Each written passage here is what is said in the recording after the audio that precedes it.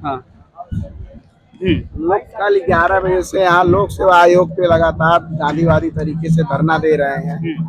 न बिन भूखे प्यासे यहाँ छात्र हैं, छात्राएं हैं, नौजवान साथी सब एक लगातार धरना दे रहे हैं, क्योंकि वजह इसमें ये है कि आयोग 7 और 8 दिसंबर और 22 दिसंबर को आरओ और यूपी पीसीएस की परीक्षा की डेट निकाल दिया और ये परीक्षा 3 शिफ्ट में कराने के लिए बोल रहे हैं। अगर ये परीक्षा 3 शिफ्ट में होगी तो इसमें नॉर्मलाइजेशन होगा, और जबकि कुछ वर्ष पहले नॉर्मलाइजेशन के लिए उत्तर प्रदेश लोक सेवा आयोग खुद बोला है कि ये चीज गलत है और इस परीक्षा में नॉर्मलाइजेशन नहीं होना चाहिए, और वही आज छात्रों के सामने ला दिए हैं। इसलिए छात्र उग्र हैं और छात्र जब तक अपनी मांगों को पूरा नहीं करेंगे, लोग नोटिस नहीं निकाल लेंगे, तब तक कोई यहाँ से हटने वाला नहीं है।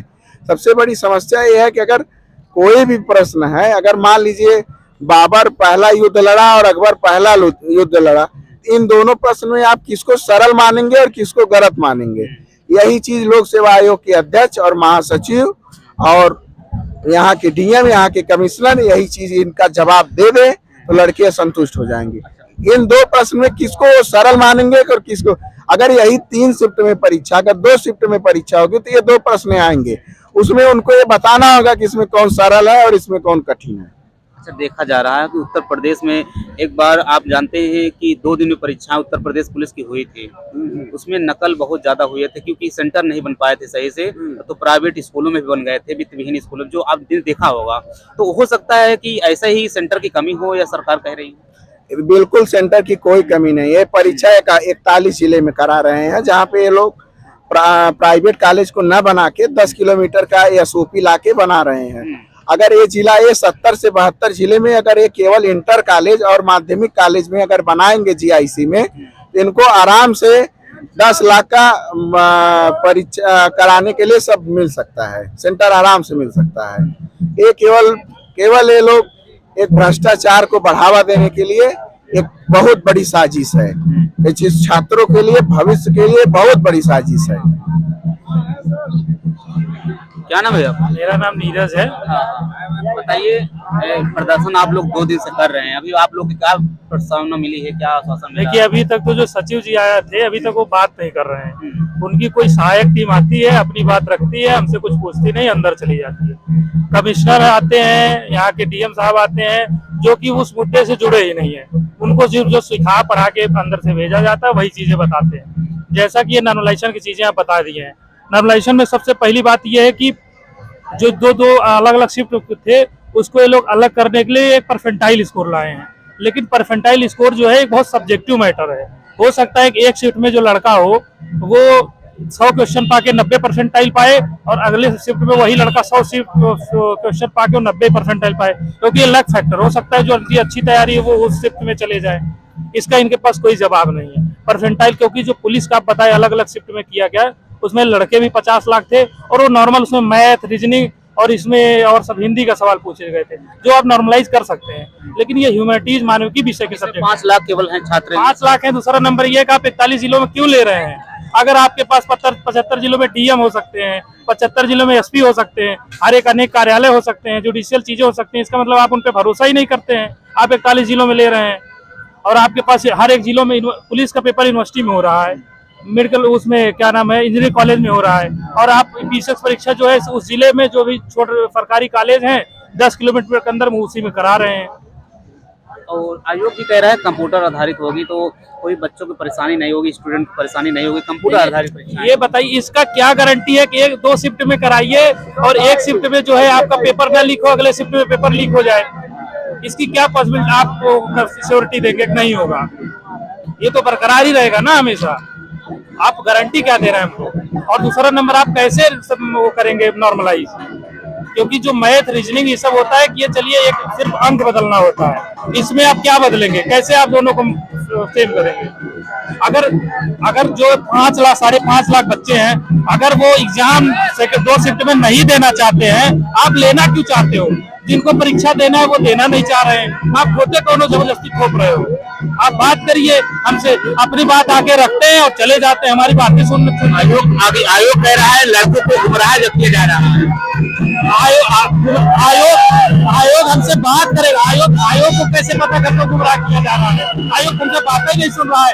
आयोग चाहता है कि 5 लड़कों को हमको भेजिए, वो 5 लड़के आए, अंदर दलाली करे, सिस्टम उनको लुभावना दिया जाए, अंदर सिस्टम सेट करके चले जाए। आयोग यही चाहता है। आपको 10 लड़के नहीं मिलेंगे जो ये कहेंगे नहीं हमको नॉर्मलाइजेशन अच्छी चीज है। आप पता कर सकते हैं, लोगों स्टूडेंट से बात कर सकते हैं। अगर यहाँ 10,000 15,000 लड़के विरोध कर रहे हैं, कुछ उनकी मांगे जायज है, ऐसा नहीं है। आप इस चीज का आप 41 जिलों में क्यों एग्जाम करा रहे हैं? अगर आपके पास 75 जिलों में डीएम और एसपी है, सबसे बड़ी बात ये, इसका मतलब आप अपने सरकारी तंत्र पे भरोसा ही नहीं करते हैं।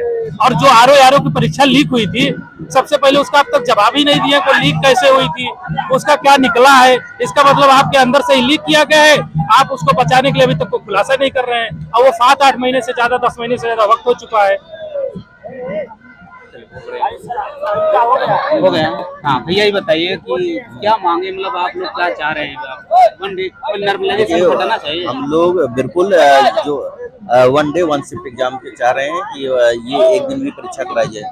तो ये जो सरकारें हैं लगातार ये दूसरे शिफ्ट में करा रही हैं, इसके हम लोग विरोध में हैं। और लगातार आज हम लोग 36 घंटे हो गए लगातार, लेकिन अभी कोई सरकार का या अध्यक्ष जी का कोई रिस्पॉन्स नहीं आया। जब तक ये हम लोगों की मांगों पूरा नहीं होता है, तब तक हम लोग कंटिन्यू धरना देने का काम करेंगे। देख रहे हैं कि ये सब आप लोग जो है कि पानी जो पी रहे हैं, मार्केट में पानी पी रहे हैं, और कई सुबह से लगे हुए हैं, तो सुबह से लगे हैं। तो ये बताइए कि यही बोतल पानी पीने के बाद भी आप लोग सर एनर्जी कितना मिलेगा? सर गला बैठा हुआ है, जैसे कि आवाज से पता चल रहा है। हम कल से 7 बजे सुबह से ही हम लोग हैं, और रात भर इसी खुले आसमान के नीचे हम लोग रहे हैं। और सर मतलब कोई अलग से व्यवस्था किसी तरफ से नहीं, हम लोग अपने तरफ से अपनी व्यवस्था किए हुए हैं, और इसमें किसी का कोई हाथ नहीं है, साफ साफ बात है। और सर ये इतना बड़ा मुद्दा है नहीं, जैसे पहले पूर्ववर्ती एग्जाम कराया गया वैसे करा लिए होते। इसके पहले ही हम लोग एक दिन आंदोलन के द्वारा मतलब अपनी बातें रखे थे, और लिखित रूप से मांगे थे, हम लोग दिए भी, तो करा लिए, तो कोई मैटर नहीं रहता। लेकिन इसको जानबूझ के बढ़ा रहे हैं, क्या करें ये जाने। आयोग का कहना भी साफ साफ है कि बच्चों को जो छात्र हैं उनको गुमराह किया जा रहा है, ऐसा कुछ सूचनाएं मिल रही है। ऐसा सर कोई बात नहीं है, आप पूरे आंदोलन में घूम के देख लीजिएगा, ऐसी कोई बात नहीं है। मैं सर यहाँ रहा हूँ, कल से लगातार रहा हूँ सर, ऐसी कोई बात नहीं, कोई बीच में हमारे ऐसा कुछ है। और आयोग भी कह रहा है कि पारदर्शिता और शुचिता से परीक्षा कराई जाएगी, कोई दिक्कत नहीं होगा छात्राओं को। हाँ सर, पारदर्शिता कराएं, ठीक है, अच्छी बात है, लेकिन नॉर्मलाइजेशन को लेकर हम लोगों को दिक्कत है। जैसे सर नॉर्मलाइजेशन में सर उसमें एक छोटी सी बात बता दें, नॉर्मलाइजेशन में सर पीसीएस में दो पेपर होते हैं। जैसे लोग फट से एग्जाम्पल दे रहे हैं कि अगर एग्जाम भी हो रहे हैं नॉर्मलाइजेशन में, तो आप लोगों को क्या दिक्कत हो रही है, कई लोग पूछ रहे हैं। तो सर ठीक है, तो जीएस उसमें 2 पेपर होता है, एक सीसेट का होता है, एक जीएस का होता है। तो सर हम जीएस के पेपर को कुछ समय के लिए अलग कर लेते हैं, रख देते हैं, जिस सीसेट पे बात करते हैं। सर उसमें क्वालिफाइंग मार्क्स होते हैं 33%। तो सर उसमें जो क्वालिफाई करेगा उसी का गेन नंबर किया जाएगा जीएस का, और वही अगले स्टेज में जाएगा। तो सर सीसेट में अगर सपोज दैट हम 28 नंबर पा गए, आप 33 नंबर पा गए, कोई भी लड़का 33 नंबर पा गया, तो 33 वाला एलिजिबल हो जाएगा, जिसका जीएस में मेरिट बन जाएगी। हम तो नहीं। लेकिन नॉर्मलाइजेशन में क्या होगा कि जब नंबर घटेगा बढ़ेगा, तो 28 वाला 33 के पास हो जाएगा, और 33 वाला नीचे आ जाएगा। तो हाँ सर, ऐसा सर पूरा हम लोग पढ़े हैं उसका नॉर्मलाइजेशन का, तो इतना ज्यादा फर्क पड़ रहा है कि पूरे मेरिट हो जाएगा, योग्य लड़के बाहर हो जाएंगे। सर क्या नाम है भैया? जय सिंह कुमार। कितने दिन से कल से दे रहे हैं आप? कल से लगातार बैठे हुए हैं। क्या मांगे पूरी हो? नहीं, मांगे तो अभी कुछ पूरी नहीं हुई है, अभी कोई आश्वासन भी कुछ नहीं मिला है। अब देखिए क्या होता है, मगर हम लोग इसे बैठे रहेंगे जब तक हमारी मांगे पूरी नहीं होगी। जब तक मांग पूरी नहीं हो तब तक आप लोग बैठे रहेंगे शांतिपूर्वक? शांतिपूर्वक। कोई किसी एक बात बताइए, कोई आप लोग के साथ में कोई और है कुछ पार्टी तो कोई जुड़ी नहीं? कोई नहीं है। कुछ टीचर्स लोग जो कोचिंग चला रहे हैं, संस्था चला रहे हैं बड़े बड़े, वो बस पानी उन्हीं का जो है सपोर्ट कर दे रहे हैं, पानी पिला दे रहे हैं, और कोई योगदान उनका है नहीं, किसी का योगदान। कुछ आवाज नहीं उठा रहे हैं? कोई आवाज नहीं उठा रहे हैं। छात्र खुद समझदार हैं, अपने हक के लिए लड़ रहे हैं, वो जानते हैं कि हमारा भविष्य बर्बाद हो जाएगा। नॉर्मलाइजेशन अगर लागू हो गया तो हमारा भविष्य बर्बाद हो जाएगा, इसीलिए सभी लोग अपने आप से लगे हुए हैं। कोई हाँ हाँ हाँ, थोड़ा सा बताइए। हाँ भैया, बताइए कि सिस्टम क्या कैसा होगा, बताइए। देखिए नॉर्मलाइजेशन सुनने को बहुत आप लोग सुने होंगे सर, लेकिन सबसे बड़ी बात है जो 4 शिफ्ट हुआ है, 2 डेज में जो परीक्षाएं हो रही हैं, मैं बता रहा हूं कि आयोग की जो मंशा है, जो मंसूबा है, विद्यार्थियों की सोच के बिल्कुल विपरीत है। हम लोग विद्यार्थी जो है यहाँ से पूरा बैरिएट किया गया है। अब पिछले 1 दिन से हम लोग पूरी रात जगह हैं, यहाँ धरना प्रदर्शन कर रहे हैं। ये आप देख रहे होंगे कि थाली वगैरह बजा करके, ड्रम वगैरह बजा करके हम लोग विरोध प्रदर्शन कर रहे हैं। श्री संजय सिन्नेट जी से मैं निवेदन, आयोग का जो है अध्यक्ष, उनसे मैं निवेदन करूंगा कि वो हम लोग की मांग को पूरा करें। यदि वो पूरा नहीं करते हैं तो आगामी आने वाले दिनों में हम लोग मजबूर कर देंगे। ये छात्र संघ का ये ऐलान है। हम लोग पूरे विद्यार्थी पूरे इलाहाबाद को चक्का चक्का जाम करने की ऐलान करते हैं और आह्वान करते हैं। आने वाले समय में एकदम जबरन हम लोग मनवाएंगे। यदि नहीं मानेंगे तो हम लोग पिछले 10 दिन हो, 20 दिन हो, प्रकृति भी अगर साथ दे न साथ दे, हम लोग चाहे ठंडी बरसात, चाहे जो भी विषम परिस्थितियां हो, हम लोग लड़ने के लिए तैयार हैं। क्योंकि यह जो सोच है, पिछले 10 साल से जो लड़के यहाँ PCS IAS की तैयारी कर रहे हैं, जो हम लोग दिन रात मेहनत करके, वो है हो गया है सर कि जो पहले LLB करके पकोड़ा बेचते थे, वो स्थिति पुनः जो है मानसिकता दोहराई जा रही है सरकार के द्वारा। और आयोग जो अभी आयोग का दोपहर में जो है कि बयान आया है, कह रहे थे कि जो है कि विद्यार्थियों को भगलाया जा रहा है, कोई पॉलिटिकल इशू है।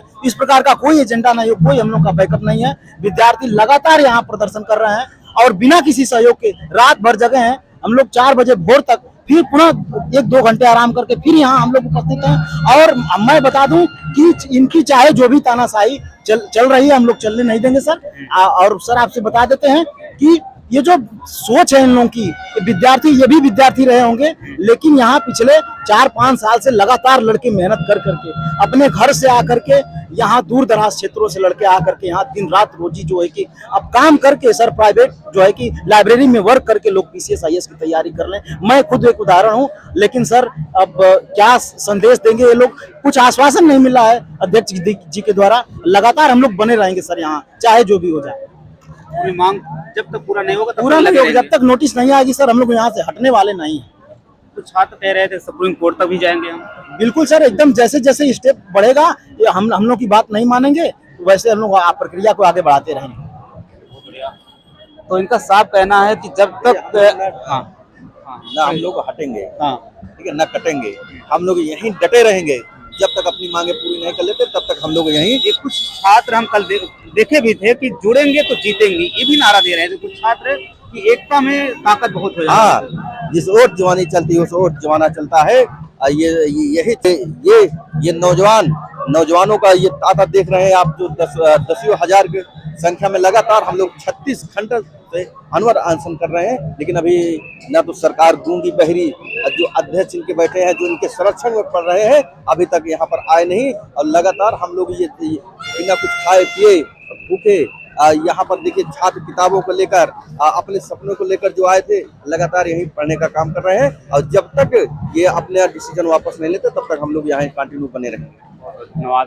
तो देखना होगा, इनका साफ कहना है कि जब तक डिसीजन नहीं लेते सरकार या आयोग, तब तक ये अपने डटे रहेंगे, तब तक यहाँ पर बैठे रहेंगे अनशन पर। और देखने के प्रयास करिए कि कई छात्र यहाँ पर मजबूरन या थाली बजा रहे हैं, पीट रहे हैं, ढोल नगाड़े भी कर रहे हैं, बोतल बजा रहे हैं। पूरा दिखाइएगा कि अभी 11:30 भी बज चुके हैं, मतलब कई टाइमिंग भी हो गया है और छात्र अभी तक यहाँ मौजूद हैं। इधर आप देख सकते हैं कि कुछ गाड़ी भी आई हुई है और प्रशासन की शायद है, वो कुछ आश्वासन भी दे रहे हैं शायद।